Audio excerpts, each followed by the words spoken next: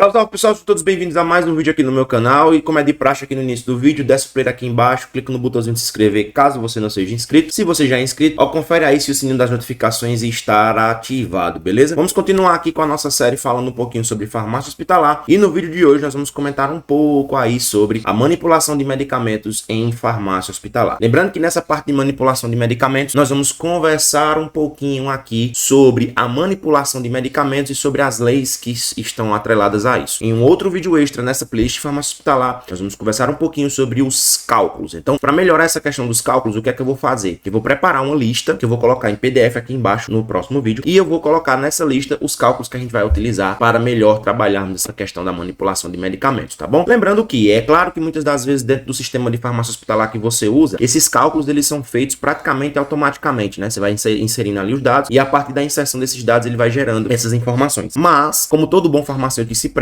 você precisa saber tanto interpretar esses cálculos quanto também fazer esses cálculos à mão, justamente para você conferir se os cálculos ali que o sistema está te dando, eles são realmente corretos ou até mesmo se dentro daquele sistema que você está preparando ele vier a falhar, você conseguir fazer esses cálculos ali à mão. Então beleza? Vou gravar um vídeo extra nessa playlist de farmácia hospitalar, justamente para a gente conversar um pouquinho sobre essa questão dos cálculos envolvendo manipulação de medicamentos. E aí são cálculos que você já viu, a gente chama de cálculos farmacêuticos, mas aí é importante que você saiba disso para a gente poder trabalhar com esses cálculos, fechou? Então vem aqui para nossa lousa para a gente conversar um pouquinho agora sobre manipulação de medicamentos em farmácia hospitalar. Vamos nessa? Bom, primeira coisa que você precisa entender é que a farmácia hospitalar ela tem essa característica de preparar fórmulas magistrais. O farmacêutico ele tem essa característica, né? É uma das nossas atribuições específicas a preparação de fórmulas magistrais, fracionando especialidades farmacêuticas para atender a necessidade de pacientes internados. Pode ser que você que está assistindo esse vídeo aí, que já trabalha em hospital, diga assim, professor, mas no hospital que eu trabalho a gente não faz a manipulação de fórmulas. Você até faz, mas talvez você não lembre disso. Que é, por exemplo, quando a gente manipula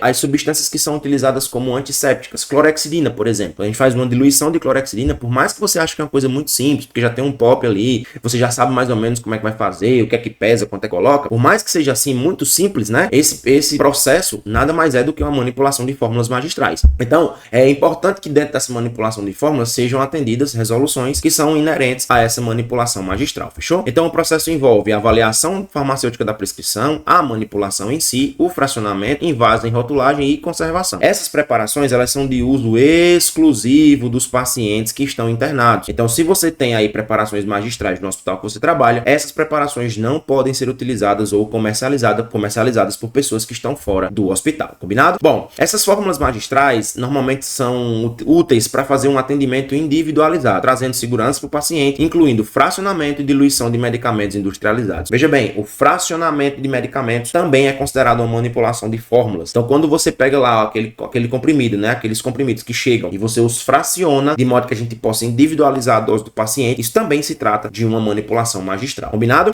Bom, existe o que nós chamamos de central de misturas endovenosas. Normalmente essa central de misturas endovenosas, ela está presente em hospitais que fazem manipulação de quimioterápicos. Então, 90% das manipulações em produtos estéreis podem ser feitas nessa central, abrange desde fármacos de alto custo até esquemas de soroterapia endovenosa. Lembrando que nem todo hospital tem, tá? Existem hospitais também que tem um setor de nutrição parenteral. Então, no setor de nutrição parenteral, os pacientes são atendidos nessa nutrição parenteral e, consequentemente, a partir dessa nutrição, você pode fazer o fornecimento de nutrientes, onde a manipulação dessas bolsas de nutrição parenteral, elas são específicas do farmacêutico, tá bom? Então, não é outro profissional que pode gerar esse processo de nutrição parenteral. A manipulação, ela é exclusiva na nutrição parenteral do farmacêutico. Nutrição enteral, não. A gente faz o acompanhamento de nutrição enteral, mas não é uma preparação exclusiva da farmácia, tá bom? Então, ela é manipulada de acordo em sala limpa ISO 7, com cabine de fluxo laminar ISO 5. Muitos hospitais não têm manipulação de nutrição parenteral por conta do custo. Então, a maioria deles já compram essas bolsas de nutrição parenteral, obviamente ali com calorias específicas, né, com fornecimento energético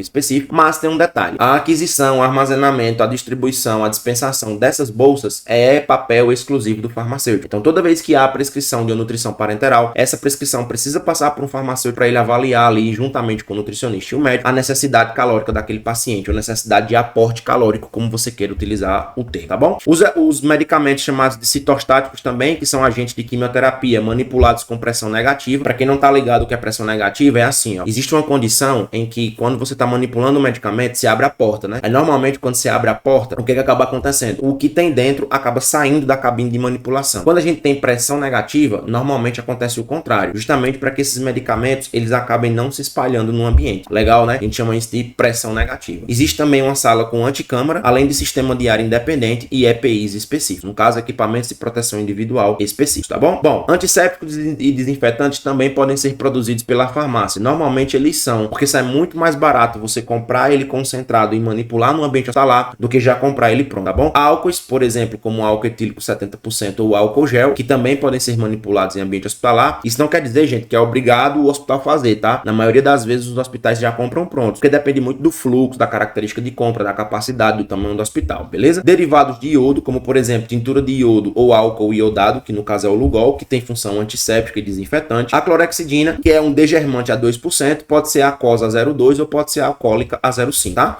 Além de sabões e sais de prata, que nesse caso aqui são sabonetes líquidos que a gente utiliza para higienizar as mãos, como por exemplo, nitrato e sulfadiazina para asepsia. Como eu já disse mais uma vez, nenhum hospital é obrigado a ter essas preparações ou fazer essas preparações, mas caso seja necessário, o farmacêutico tem essa atribuição e pode fazê-lo mesmo que ele não seja um farmacêutico especialista em farmácia magistral, combinado? Bom, existe um sistema que nós já falamos aqui algumas vezes, que é o sistema de dose unitária, né, ou unitarização de doses, que é baseado justamente no fracionamento de medicamentos. E aí existe uma RDC chamada RDC 67 de 2007 ou RDC 67, como você queira chamar, que ela vai adequar a forma farmacêutica à quantidade correspondente à dose prescrita, preservadas suas características de qualidade e rastreamento. Lá na nossa primeira aula dessa série de farmácia hospitalar, eu conversei com vocês justamente sobre o processo de rastreamento de acordo com os sistemas de dose, e nós falamos também que nesses processos de rastreamento, uma das características que a farmácia precisa garantir é a rastreabilidade desse medicamento. Então, muitas vezes o hospital ele dispõe de uma central de rastreabilidade ou de uma central de identificação ou de código de identificação ou de inserção de QR codes ou então data metrics. Tudo isso são nomes que a gente utiliza para uma sala de responsabilidade da farmácia, onde os medicamentos que chegam, eles vão adquirir ali tags ou até mesmo códigos de barra, fazendo com que eles sejam facilmente rastreáveis dentro do hospital, tá bom? Então, formas sólidas como comprimidos, cápsulas, dragas, representam um maior volume fracionado e elas são processadas na farmacotécnica não estéril. Lembrando que esse processo é um processo magistral. Por mais que não pareça, professor, eu estou só destacando ali os blisters, eu estou apenas colocando um código de barras. Isso é um fracionamento e é característica de fracionamento magistral. Inclusive a Anvisa, ela disponibiliza uma lista de medicamentos com embalagens primárias fracionáveis. Isso também pode ser levado em consideração, gente, na hora de você comprar o medicamento em lote. Por isso que muitas vezes alguns medicamentos eles vêm assim, uso hospitalar obrigatório ou proibido venda ao comércio. Por quê? Porque muitas vezes as embalagens desses medicamentos que são vendidos em ambiente hospitalar, eles precisam ter uma embalagem específica lá para dentro. Por quê? Porque dentro do hospital normalmente pode ocorrer esse processo de fracionamento. Fechou? Sabia dessa? Não sabia? Então já sabe, já tem um motivo, né? Segue aqui o canal, me segue nas redes sociais também se quiser, tá bom? Então tem aqui embaixo o LinkedIn, Instagram e tudo mais. Bom, quais são os métodos de reembalagem e quais são os riscos desse processo? Primeiro, existe o que nós chamamos de rotulagem semiautomática e semiautomática, certo? O que é isso? É quando você coloca um rótulo identificativo no blister. Pode ser automatizável quando os blisters têm tamanho compatível com o equipamento. Professor, o que é isso? Normalmente nos hospitais, mesmo nos hospitais de grande porte, essa rotulagem ela não acontece de forma semiautomática, ela vai acontecer de forma manual. Então existe uma equipe de pessoas de responsabilidade da farmácia que a única coisa que elas vão fazer é rerotular aqueles produtos, certo? Ou podem ser feitos, por exemplo, na câmara de fluxo laminar, como é o caso dos citostáticos que eu mencionei na aula anterior. Então ela é obrigatória para medicamentos injetáveis e outros medicamentos que exigem condições especiais de reembalagem. Ou até mesmo, como eu mencionei, a reembalagem manual é utilizada quando nenhum outro método é aplicável e está frequentemente associada à troca de medicamentos e dificuldade de rastreamento de lotes. Então, para facilitar, faz essa reembalagem manual. O fracionamento ele pode comprometer a estabilidade do medicamento, beleza? Então, vai sair uma série aqui no canal sobre controle de qualidade. Calma que vai sair também. E aí, nós vamos falar lá em controle de qualidade sobre os tipos de estabilidade, tá bom? Estabilidade acelerada, estabilidade demorada e por aí vai. Essa estabilidade, ela pode ser comprometida de acordo com a reembalagem que você faz. Então, dependendo de como você faz a embalagem daquele medicamento, se for um embalo incorreto, você pode tanto perder estabilidade, como você pode perder o medicamento, beleza? Então, a exposição do material de embalagem ao ar, por exemplo, pode resultar em acúmulo de umidade. E umidade é de lascar, né? Acúmulo de umidade e aumento de temperatura, fechou? Bom, a RDC 67 de 2007, ela vai falar sobre as boas práticas de manipulação, né? E essas boas práticas englobam uma série de produtos, na verdade, uma série de recursos que precisam ser avaliados. Por exemplo, estrutura física. É necessário que haja estrutura física e não só haja, mas ela seja adequada. Salas, armazenamento, armazenamento, pesagem, manipulação, dispensação, vestiário, sanitário, tudo que envolveu o processo de manipulação de medicamentos, mesmo que seja no fracionamento. Segundo, equipamentos, e não só ter os equipamentos, viu? É necessário que esses equipamentos sejam calibrados de acordo com a necessidade de cada uma das manipulações que você vai fazer. Balança, água purificada, refrigerador, termogrômetros, higrômetros, tudo isso deve ser validado. Recursos humanos, pelo menos um farmacêutico por turno se for fazer manipulações IV e um farmacêutico para no máximo 50 leitos quando for fazer quimioterapia. Lógico que quando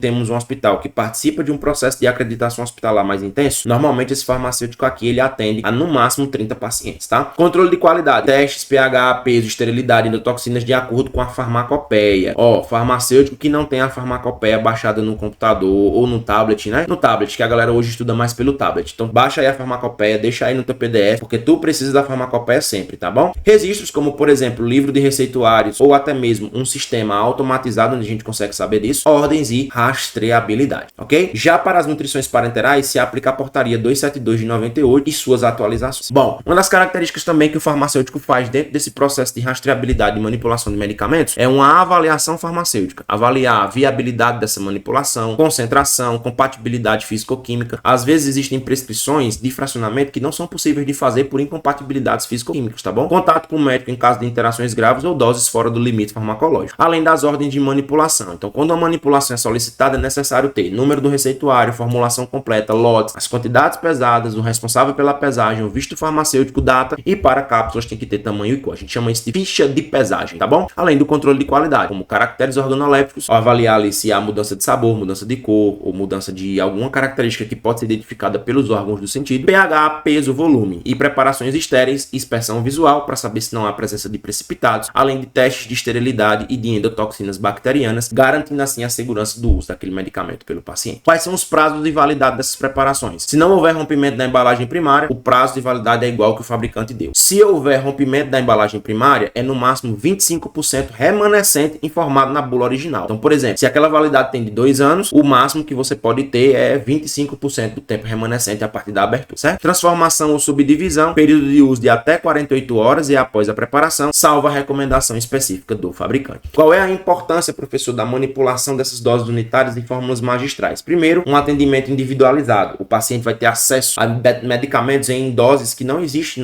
nos medicamentos naturais, né? Quando eu digo naturais, não estou falando de natural não. Estou falando dos medicamentos que são industrializados, tá? A relação médico-farmacêutica é um contato contínuo entre o prescritor e o farmacêutico, garantindo qualidade nessas condições. Além, claro, de segurança e racionalidade no uso. Além de redução de custos. Quando você fraciona corretamente, quando você tem uma estrutura que favorece a isso, esse fracionamento favorece consequentemente uma redução de custo, tá bom? Embora o investimento inicial possa parecer às vezes muito alto. E aí, para você entender como isso funciona, existe um sistema de distribuição por dose unitária, ou SDMDU. Ele é considerado o sistema mais seguro. As doses são identificadas por horário, paciente, prontas para administração direta, e isso favorece menos erros de medicação, ou seja, reduz erros tanto na administração quanto na dispensação de medicamentos, mais tempo para o paciente, ou seja, a enfermagem não precisa se preocupar com o tempo de preparo, isso é tudo em volta da farmácia, controle e reutilização e integração com a equipe. Então tudo passa pela farmácia, especialmente quando se trata do uso de medicamentos. Fechou? Bom, galera, agradeço você ter ficado comigo em mais um vídeo aqui no canal. Não esquece de acompanhar os próximos vídeos dessa série que estão aí para sair. Um grande abraço e até a próxima.